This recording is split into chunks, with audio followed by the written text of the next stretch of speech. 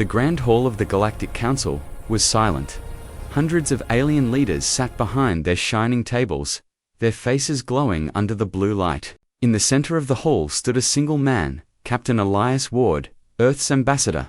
His hands were bound in energy cuffs, his uniform torn, but his eyes still calm. The council's high speaker rose. "Captain Ward of Earth, you are charged with spreading human aggression across the stars. You stand guilty of war against peace." Elias did not move. His voice was steady. "No, we stood for peace. You feared our strength." The hall erupted in angry voices. Some shouted for mercy, others for death. The high speaker raised his hand. "The council has decided. The sentence is execution." Elias took a deep breath. For a moment, he smiled. "You think this will end it?" he said softly. "You just started something you cannot control." A bright light filled the chamber. A pulse of plasma struck him, and the human vanished. Nothing left but smoke and silence. The council felt relief. But one alien, Admiral Cora, lowered her head. She whispered, "You fools, you've just doomed us all." Far away, in the cold orbit above Earth, the UN Defense Command received the live broadcast. The room froze. No one spoke. The commander stared at the screen for a long time, his face unreadable. Then he said only 3 words, quiet but powerful. "Activate Protocol Vengeance." Every ship in Earth's fleet lit up. Engines roared. Weapons came online. From that moment, the galaxy would learn one truth: humanity never forgets. The stars outside flickered, as if they already knew what was coming. The Galactic Council believed it was over. The human was gone, the trial complete, and peace would return. They celebrated their justice with speeches and drinks under the shining domes of the capital world. None of them noticed the faint static crawling through their communication screens. Hours later, across every star system, the same message appeared. A holographic figure of Captain Elias Ward, his face calm, his voice cold. "You killed an ambassador of peace," the message said. "Now you will face the consequence." Earth remembers. Panic spread like fire. The message repeated in every language, on every ship, on every planet connected to the Council's network. It wasn't possible Elias Ward was dead, or was he? Admiral Cora watched the transmission with dread.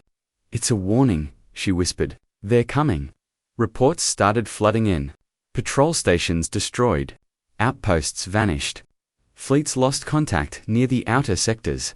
Each time, no wreckage was found, only a silent emptiness, as if the ships had been erased from existence.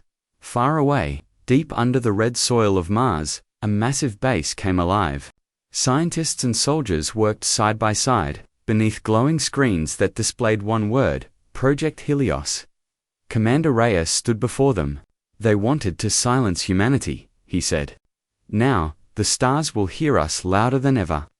He turned toward the giant viewing window, where Earth's fleets were preparing for launch. Thousands of ships hovered like shadows against the sun. "Send the message again," he ordered. The screen blinked to life, with Elias Ward's face once more. This time, his voice carried across the void, sharper, colder. "You took one of ours. Now, we take everything." The Varni sector was calm that morning, 3 suns glowing across a quiet stretch of alien space. Patrol ships moved slowly, their commanders relaxed, laughing over the Council's recent victory. To them, humans were finished. Small, weak, and forgotten. Then the scanners picked something up. A single ship. Human design, silent, motionless. Admiral Threx of the Varni's fleet laughed. "One ship? Let them come. We'll show them who rules the stars."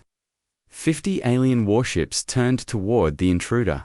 Their cannons charged, bright lines of energy filling the dark sky. But the human ship didn't move. No shields. No warning. Only a pulse of faint blue light spreading from its hull. Then nothing. Seconds later, chaos began. Alien ships started losing control. Their targeting systems failed. Engines reversed. Weapons turned inward. The sky filled with explosions as their own fire tore through their fleets. In less than 2 minutes, 50 warships were gone. The lone human ship vanished without a trace.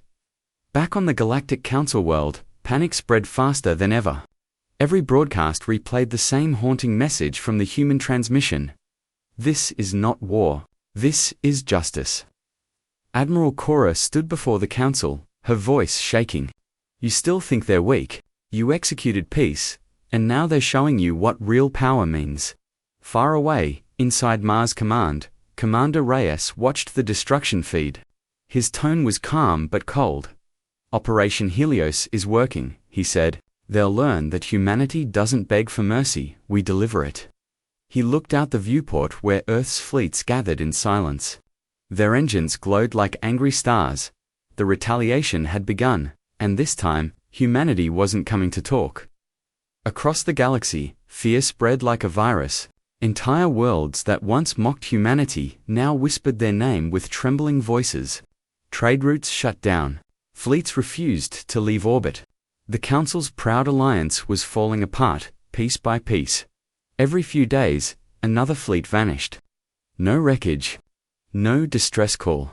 Just silence. Some said the humans had invisible ships. Others said they had learned to strike through time itself.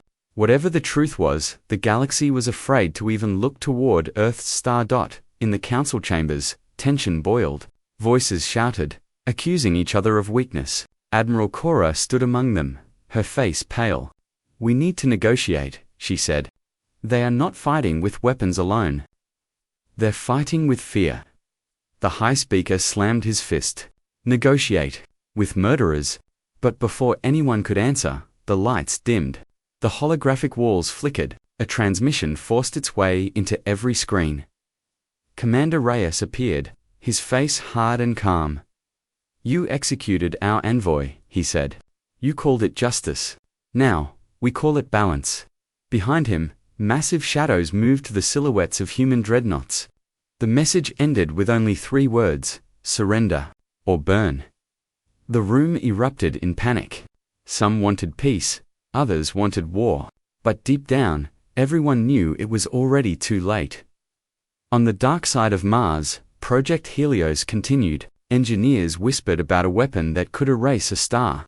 One scientist asked Reyes, what if they surrender?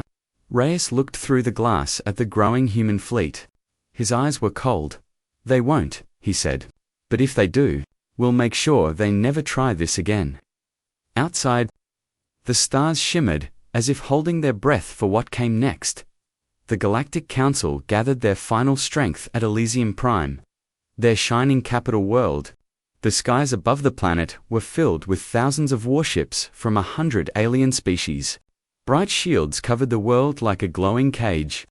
The Council believed they were ready. This time, they would crush humanity completely. But in the deep dark, beyond their senses, something moved. The human fleet had arrived. At first, there was only silence. Then the stars themselves seemed to bend. Hundreds of black ships emerged from hyperspace, sleek, quiet, their engines burning with cold blue fire. The humans didn't send warnings. They didn't speak, they simply advanced at the first volley hit like a storm. Human plasma beams sliced through the alien shield grid in seconds.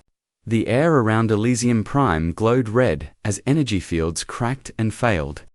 Alien commanders shouted orders, but their voices were drowned in static and fear. In the center of the chaos, a massive ship appeared, the Titan Spear, Earth's most powerful dreadnought. Its cannon charged, humming like thunder. Then, a single beam of light cut through the void, piercing 10 alien cruisers in one strike. On the surface below, cities trembled. The ground shook under the weight of falling debris. Admiral Cora watched from her ship, horrified. They don't fight for power, she whispered. They fight for memory. Commander Reyes's voice came through the channel, calm and steady. Elysium Prime was built on lies, he said. Let truth rewrite the stars. As the alien fleets burned, one desperate signal escaped into deep space, a final, secret weapon the Council had hidden for years, and far away. Something ancient began to awaken. Ross the galaxy. Transmissions played the same haunting words. Elysium has fallen. But the war wasn't over. The surviving council leaders gathered in secret on an icy moon. Desperate and cornered, they activated their last weapon, the Stellar Eraser, a machine built to destroy stars themselves. Their target, Sol, Earth's sun. If humanity's light was erased, so would their strength. Deep within Project Helios, alarms screamed. Earth's scientists saw the weapon charging across the void. Commander Reyes stood before the great screen, his jaw tight. "They want to end our world," he said. "Then let's show them how humans fight for it." Earth's fleets turned toward the Stellar Eraser. The Titan Spear led the charge, cutting through black space like a blade of fire. Missiles, lasers, and plasma collided in silence. The stars themselves seemed to tremble. Then Helios activated. A burst of white energy pulsed from Earth's defenses, linking through the human ships. The energy turned the enemy's weapon back upon itself. The Stellar Eraser screamed, twisting, collapsing into its own burning core. From the Council's moon, Admiral Cora watched the explosion. "It's over," she whispered. "They've done the impossible." In the command deck of the Titan Spear, Reyes watched the dying light fade. His voice was calm, almost sad. "Humanity wanted peace," he said softly. "They answered with blood. Now the stars remember our wrath."